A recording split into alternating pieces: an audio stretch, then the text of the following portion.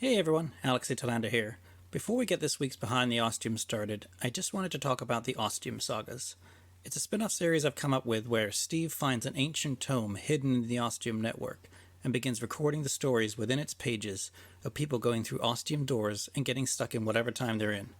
Right now, it's only being released on our Patreon. However, you can get instant access to the number of episodes already released by becoming a patron at any level. To do that, all you have to do is head on over to patreon.com/ostiumpodcast and become a member for as little as $1 or $2 a month and start listening to this original series. New episodes are released every week, and the Ostium Saga is going to be running for a long time. Once again, that's patreon.com/ostiumpodcast. Okay, on with this week's Behind the Ostium. Let's move on to episode 34 of season 6, which is called Dwayne. New Digs. New Digs. Hey, that's kind of like the last episode was Old Digs. So what can it mean? Well, it means we're going to have a Jake and Dave episode, which you probably guessed. And then, like we did with Monica's second episode, we're continuing on with the cliffhanger from the second episode of the season, episode 32. With the timeless meat that someone has been eating. Hey, we're getting start to switch viewpoints with Jake and Dave from each of them. So with Jake, we've got him enjoying himself, feeling a little comfortable now that they know how to get, they get shelter. You got your food. You're pretty good to go. And that's when it really starts to hit that he, misses Monica, that he wonders if they are going to get united again at some point. Because he's kind of taken care of all the big crises in his life so far, at this point, and that he's wondering if, the next one is, will I be able to see Monica again? Now that they've been fed and rested, they come up with a plan of how they're going to search the Ostium network to try and find some answers. And so they start checking out places, looking at buildings, going through rooms. We also get to see from Steve with his strange memories coming back of this place, of what past he has here. He's trying to deal with it in his own way.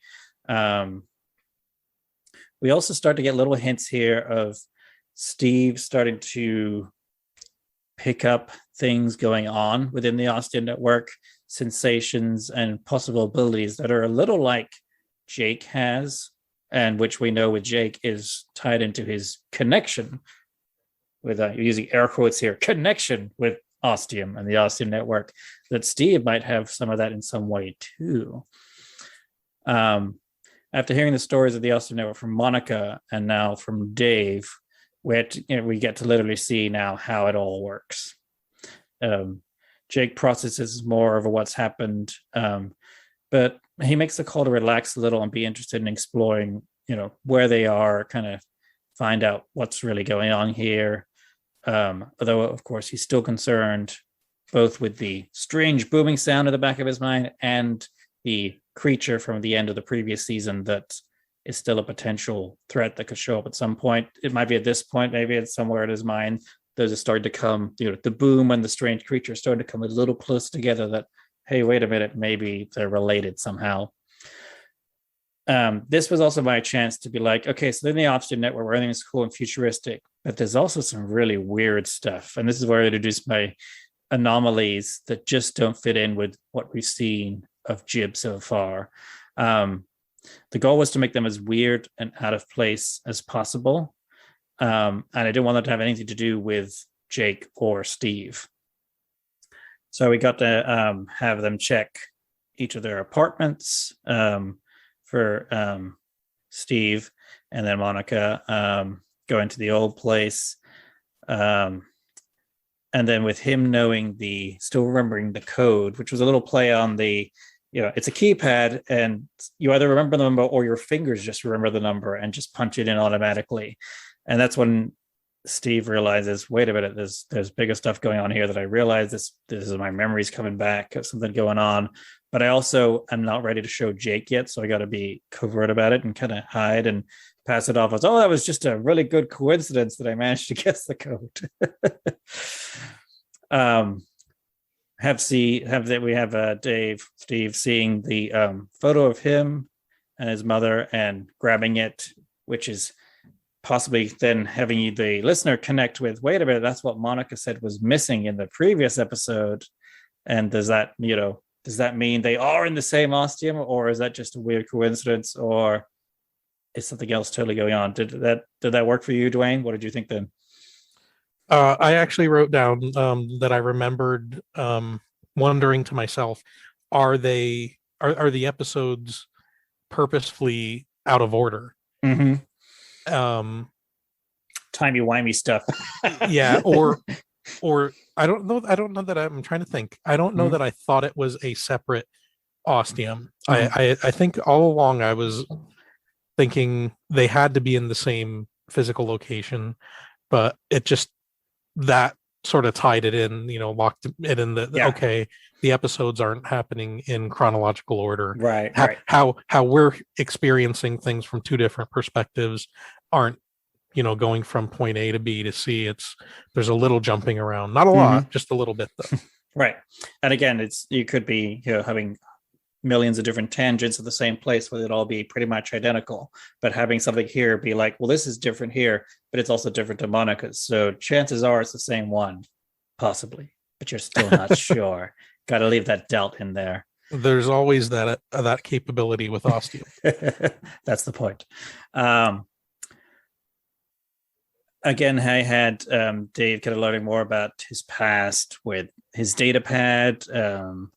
He doesn't really know how to reveal it to Jake that he's now at a point where he's acknowledging the connection he's having here with his past here, and that it's all, again, not the floodgates haven't quite opened yet, but there's definitely, the dam's got problems. There's lots of cracks. The water's flowing. The waters of memory are flowing, and it's starting to become overbearing.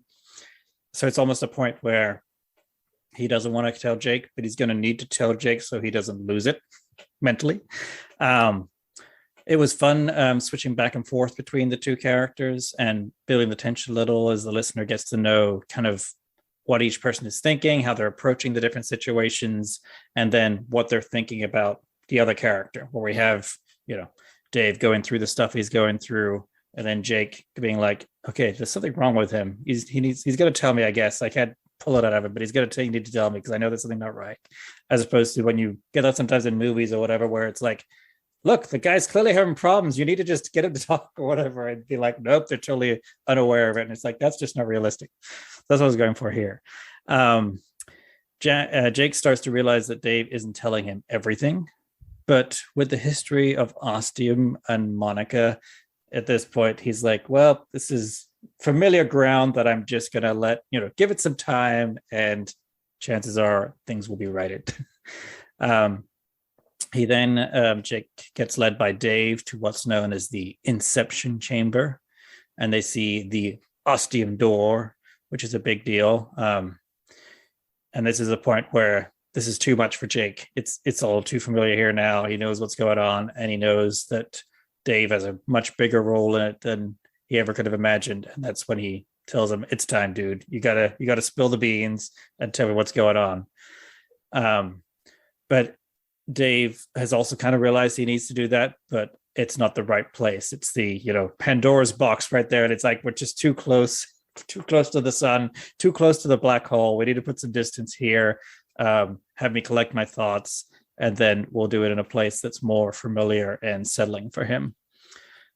But having Dave know that he needed to get to this place kind of subconsciously to the Inception Chamber, and then seeing that door there, that was kind of the trigger for him to be like, okay, that broke the dam, set the floodgates going, and made him remember what he needed to remember. And again, it was another moment where we had tensions rising between Jake and Dave and having things get a little tough, but we see that their friendship is deep and strong, and that they understand each other relatively well, and that give it time and at the right place and the right time, and things will get better. To that, we're talking about Dave's memories returning. I made the comment, are his memories returning, or are they being returned to him? That's a cool idea. Should write that and down. and because he's going around the rock, Mm-hmm. like with an intuition, Mm-hmm. or is he being led?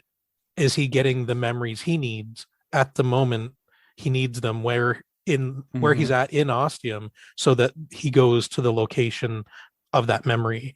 Um, and I'm gonna I take wrote, the easy way out and say it's a little of both. And that's because of something that happens in an episode in season 6 that reveals more on this storyline and makes you understand things a little better. And now, thinking of that, what you were saying, with that in mind, I think it is actually a little bit of both. I just wanted to mention that I wrote that down before I read anything for season Oh, 6. right, yes, because you're Um, reading the episode. I don't even think you got to that one yet, though. So, but when I was reading the note here, and I'm like, I bet that's gonna be it. So I also have down here, and I'm not sure to why I wrote it down, but I just have down here, everyone lies and Jake knows. So, and that just goes back to what you were saying, that Jake knows that he's not getting the whole truth. Um, but he's okay with it because he realizes everyone's lying. No one. Jake's even not telling the truth all the time. I think Jake's a little more truthful than either Steve or Monica, but they have, I think, a bigger reason. Right. Most They have Steve's more secrets to keep, or that they have yes. kept for different reasons. Right. Steve's got some Swiss cheese memory problems going on right now. And I also have wrote down here, the memory of the doctor's office, like a UFO abductee. Not that I think anything like that's going on with Ostium, but the way Steve's memories are coming back in flashes make it's very to what we hear about with UFO abductees. And I think definitely on some subliminal, subconscious level, I was probably pulling a little from that because I was going through a series of dealing with how you deal with it. There are people who have amnesia and selective amnesia and different things, and how they come back with various triggers. And during my teen years, I was definitely way in on all the alien stuff and the unsolved mysteries, and reading all those crazy books, and the height of the X-Files too. It all comes back to the X-Files for some reason. Good stories. That's all I have for that episode. Okay. Trying to think if there anything else. No, I don't think so. That's about it. Well, before we move on, I was just thinking about it again with Steve's memories, and about how seeing the door in the Inception chamber just sort of brings everything there to, instead of getting his memories and flashes, it's like he's gotten a dump. Yep. Like a door opened for him. Could it be proximity? Not physically seeing it, but just being in the proximity to whatever energies create the Ostium effect. That are Ostium midichlorians. Yeah, no, I don't like. I don't know if I like that for sure. Just the magnetism or whatever's going on. Yeah. As we were talking earlier about them holding secrets and only giving certain things away. Perhaps and this is just me going through my own thoughts, with them being back in the Ostium network, where the kind of nexus of everything here, the center of this network and everything going on, that kind of does set off something going on, sets the circuits going, sets off the circuit breakers, whatever, triggers stuff, for all of them to be able to actually say and admit stuff and let things out more so than they would be elsewhere, like, say it was 1422 or something. Not exactly the familiar place, even though they don't, like Steve especially, even though he doesn't remember being there, being in a place, seeing those things that he should remember. I can see that triggering memories. It just seemed I know it was written that way, but it was a nice touch that it was like you get to the what can possibly so far be considered the focal point of all of what goes on in Ostium, and that is where everything starts falling and as we learn, into place. It's the starting point for him. It's him going through for the first time. It's a big emotional point. Yeah, it's what everyone else wanted to do. I mean, and of course, it's the wonderful metaphor of the door and opening and seeing what's on the side, which has been an ongoing theme since day one and door one.